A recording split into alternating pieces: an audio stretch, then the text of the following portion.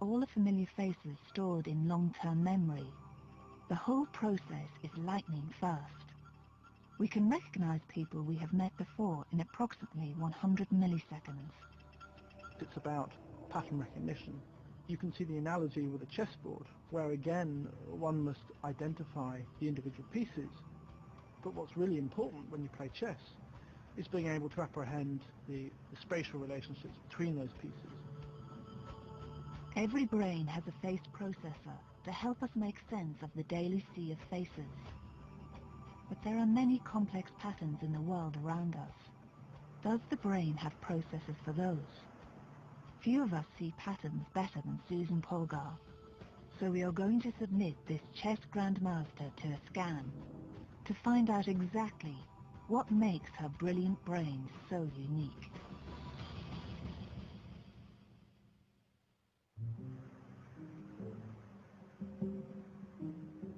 Grandmaster Susan Polgar is about to find out how her brain is perfectly adapted for the game of chess. She has come to meet Professor Joy Hirsch of Columbia University, the leading expert in brain imaging techniques. And one thing these two women can agree on is that size doesn't matter. The female brain is quite a bit smaller than the male brain in general, and we know that there's no difference in our intelligence, Absolutely. right? We can agree on that one. Hirsch intends to scan Susan's brain using MRI, or magnetic resonance imaging.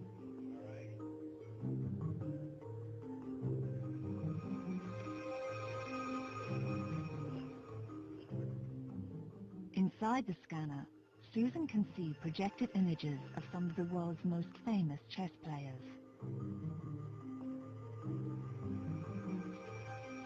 And so far, her brain is responding exactly as expected. The fusiform face area, her brain's dedicated face processor, is powerfully activated. But does Susan's brain have another processor that's dedicated to chess patterns? She's now looking at diagrams from her own chess games, some dating back to her distant childhood in Budapest. She's been asked to think about each diagram as if it's a game in progress, calculating her next move. These are the first scans of a world champion's brain playing chess. But a comparison with the face recognition scan leads to a remarkable discovery. We're looking at the bottom of the brain, 4 slices, and these two areas. This is the fusiform face area. Susan is using exactly the same area of her brain for both faces and chess. For you, we can't discriminate a face area from a chess area. They are identical. Astonishingly, Susan's brain has hijacked the fusiform face area and adapted it to chess. Instead of faces, it's comparing incoming chess positions with the vast library of games in her long-term memory. Susan can recognize a familiar game in just 0.8 seconds, almost as fast as the face of an old friend.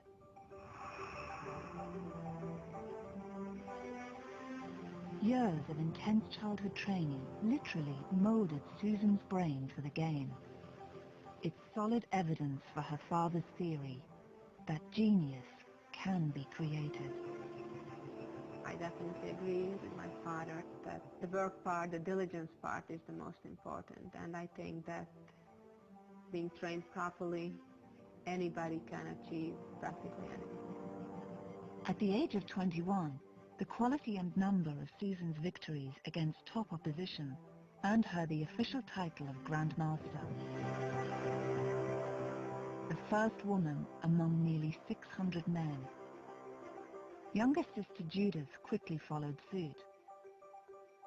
Ranked in the top 15 male players, she is now a leading contender for the world title.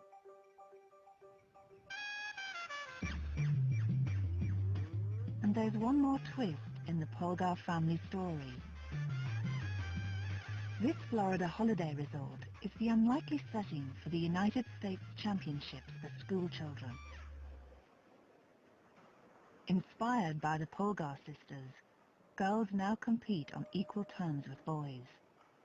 But Susan's attention is riveted on the tense deciding match for the 7-year-olds of the second grade. Yash Prashad battles for the title against Susan's son, Tommy. He's a fighter. He's used to playing long games. I have my fingers crossed and hoping things will end well. 6-year-old Liam will be next in line. Susan stands at a discreet distance, getting used to a new kind of tension as a chess mom.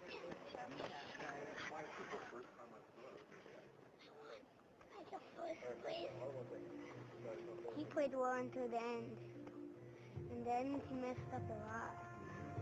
He stepped into a one-move checkmate, and now I'm the U.S. champion. And our national champion, for 6.5 points, is Polgar. If they want to be grandmasters, Tommy and Liam won't have to look too far for the best possible training. But they better be ready to work hard. Tomorrow we'll go to Disney and have a lot of fun. And then after the tournament is over, that's when we go into in-depth analysis of the games and where mistakes were made and how to improve on them. Are these two more geniuses in the making?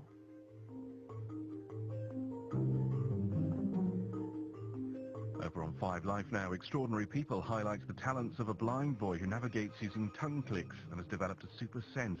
That's the boy who sees without eyes on 5 Life.